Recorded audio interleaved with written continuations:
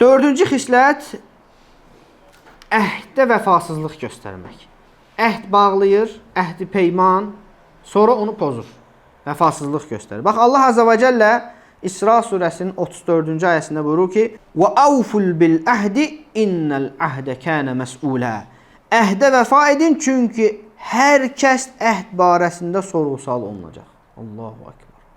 Əhd bağlamısan kimlənsə, artıq sorğu-sual olunacaq bir məsələn var. Görüm nə cür onu yerinə yetirəcəksən. Allah qorusun. Və sonra Nəhl surəsi 91-ci ayətə buyurur ki: "Və awfu bi ahdillahi izə ahadtum və la tanqudu eymana ba'de tawkidiha və qad ca'altumullaha aleykum kafila." Allahla bağladığınız əhdə sadiq olun. Möhkəm and içdikdən sonra andlarınızı pozmayın. Çünki siz Allahı özünüzə zamin etmisiniz. Bir əhd bağlıysan.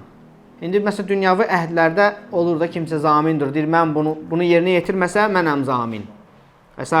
Olur da belə dünyavi işlərdə də öyle fərqi qardaş. Belə zamindir. Təsəvvür ki, sən əhdləri deyir yerinə yetir. Allahla bağladığın əhdi yerinə yetir. Andlarınızı pozmayın. Çünki deyirsiniz, Allahı zamin tutmusunuz deyir bu işinizə. Allah bu əhdi səndən soruşacaq. Bax, bundan əvvəlki ayda nədir? Əhd soruşulacaq, hər bir əhd. Və Allah Azza və Cəllə bunun hesabını çəkəcək səndən. Bunun haqq hesabını çəkəcək. Ona görə nə etməlisən? Əhdə vəfa göstərməlisən. Və fikir verin, burada bir məsələ var qardaşlar. Yaxşı, bu müsəlmanlar arasında biz əhd bağlayırıq, peyman, bunun və vəfa göstəririk. Bəs kafirlərlə əhd bağlayır, bəziləri deyir, gedir bankdan, Rusiyada zadda pul götürür. Sonra deyir, biz müharibi onsuz da. Edə orada quzu kimi dayanır, şəkil çəkdirir, qol çəkir, ora çəkir, bura çəkir, şey eləyir. Hələ bir kimisə zamin eləyir. Yəni, bankları birlikdə necə işləyir? Nə bilim, mütləq, bax bu mənim işim, bu pulum, bu nəmlə, mütləq qaytaracam, quzu balası kimi. Sonra gəlir, kafirin halaldır. Elə şey olur. Yoxdur elə şey. Bax, Peyğəmbər sallallahu əleyhi və səlləm gör nə deyir. Burada nə dedik biz? Əhd bağlanmaq. Bax, kafirlər növbə-növdür. Bir var muharib, səndən hərb eləyən, səndən savaşan. Ondan sən də savaşırsan. Savaşmayla, savaşırsan. Bir var muahəd, səndən əhd bağlayıb, sənin içində yaşayır. Və yaxud da ki, məsəl üçün qonaq gəlir, əhd bağlanıb.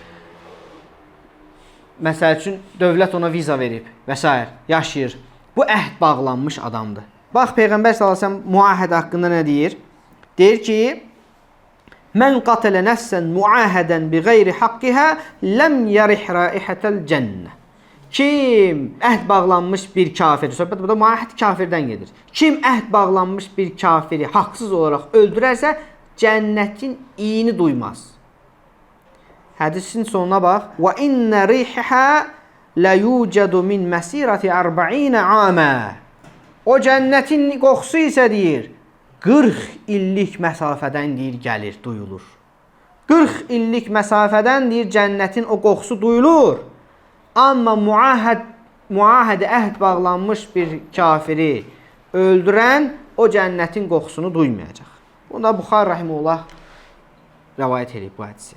Ona görə Allah Azza və Cəllə hətta müşriklərlə, Allah Azza və Cəllə öz kitabında müşriklərlə əhd bağlandıqda o əhdə riayət etməyi buyurur. Yəni onu pozmağı qadağan eləyir. Və müsəlmanların öz arasında olan əhdlər daha şiddətlidir.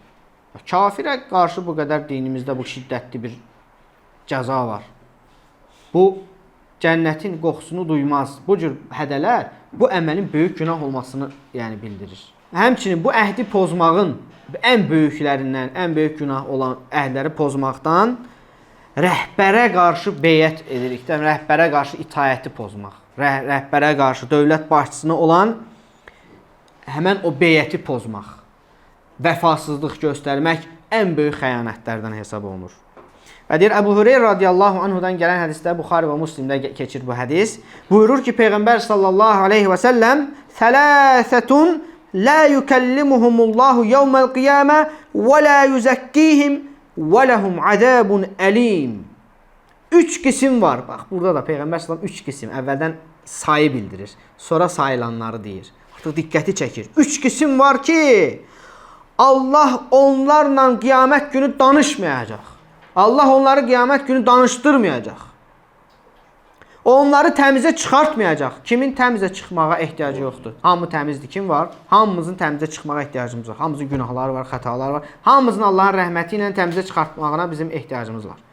Və onlar üçün ağırlı, acılı bir əzab var. Bax, Allah qiyamət günü onlarla danışmayacaq. Allah onları təmizə çıxartmayacaq. Heç burada o əzabı deməsə belə, vay o insanın halına. Allahın təmizə çıxartmadığı insan heç kim təmizə çıxa bilməz. Və onun üçün deyir, ağırlı acılı bir əzab var. Kimdir yaxşı? Bu 3 nəfər kimdir? Sonra deyir, onlardan həmən 3 qismi qeyd edir. Və biri nədir? Bizim bu hədisə uyğun olan yeri. وَرَجُلٌ بَايَعَ إِمَامًا لَا يُبَايِعْهِ إِلَّا لِدُنْيَا. Kişi deyir, öz imamına, öz rəhbərinə ancaq dünyaya görə deyir, ona beyət eləyər. Dünyalıq bir şeyə görə. Dünyadan nəysə bir mal əldə eləmək üçün deyir, beyət eləyər. فَإِنْ أَعْتَاهُ مَا يُرِيدُ وَفَّى لَهِ. Əgər istədiyini ona verərsə, dünyadan, hər hansı bir dünya var, ona deyir, vəfa göstərər. Əhdinə vəfa göstərər. وَإِلَّا لَمْ يَفِلَهِ. Əks təqdirdə isə ona vəfa göstərməz, əhdini pozar, beyəti pozar. Subhanallah el-azim. Bu 3 qismidir də Peyğəmbər sallallahu əleyhi və səlləm. Rəhbərə beyəti pozan, ona vəfa göstər, sadəcə dünyalıq bir şeylərdən ötürü rəhbərinə beyət eləyən, Allah onu danışdırmayacaq qiyamət günü. Allah onu təmizə çıxartmayacaq və onun üçün ağırlı bir əzab var. Allah qorusun. Deməli, burada da əhd deyəndə qardaşlar, ümumən müsəlmanlar arasında olan bütün əhdlər bura daxilə. Əl-muslimuna alə şurutihim. Müsəlmanlar razılaşdıqları şərtləri üzərindədir. 2 nəfər bir məsələ üzərində razılaşır. Sən belə eləyərsən, mən belə eləyərəm. Sən bunu mənə verərsən, mən də sənə bunu verərəm. Əsər əhd bağladıq. Nəsə bir şey. Vəssalam. Buna riayət eləmək lazımdır. Bunu pozmaq olmaz. Müsəlmanlar arasında olan bütün əhdlərə nə etmək lazımdır? Riayət etmək lazımdır. Hətta kafirlərlə belə. Nəsə bir əhd bağlamısansa bunu yerinə yetirməlisən. Bunu yerinə yetirməlisən. Yetirmək istəmirsən, yerinə yetirmək istəmirsən, əhd bağlama. Söz vermə. Söz vermirsənsə, yerinə yetirməlisən. Bütün əqidlər, bütün razılaşmalar və s. bura nədir? Daxildir. Və həmçinin bu əhdlərin içərisində ən əzəmətli olanlardan biri nədir? Allaha qarşı olan əhdlər. Məsələn, nəzir. Sən nəzir deyir. Filan iş olsun, bunu eləyəcəm. Birincisi, nəzir vermək bəyənilmir. Peyğəmbər sallallahu aleyhi ve sellem deyir ki, nəzir ancaq paxıldan çıxar və heç bir şey də dəyişdirməz. Qədərdən də heç bir şey dəyişməz. Ancaq paxıldan çıxar. Bəyənilmir. Amma kimsə nəzir deyibsə, onu mütləq yerinə yetirməlidir. Məsələn, oğlum sağ-salamat səfərdən gəlsin, bir dənə qurban kəsəcək. Gəldi sağ-salamat, imkanı varsa kəsməlisən. Mütləq kəsməlisən. Qardaşlar, bu hədisdə bir çox faydalar var. Onlardan biri Peyğəmbər sallallahu aleyhi ve sellem təlimindəki gözəl üslubu. Gözəl üslub. Bax, birinci deyir ki, 4 xislət var. Artıq dinləyənlərdə nə olur? Görürsən, bunlar xislətlər hansılardır? Birincisi, diqqəti verirlər o şeyə. Sonra da artıq 4 məsələsi var. Ədəd var burada, say var. O sayı tamamlamağa çalışacaqlar zehinlərində. Peyğəmbər sallallahu əleyhi və səlləm sadaladı. 1, 2, 3, 4. Söhbət qutarandan sonra bu deyir, 3 dənəsi yadındadır. Axı Peyğəmbər sallallahu əleyhi və səlləm 4 dənə demişdi. Görürsən, o 4-cüsü hansıydı? Ya soruşur, ya maraqlanır, ya yadına salır.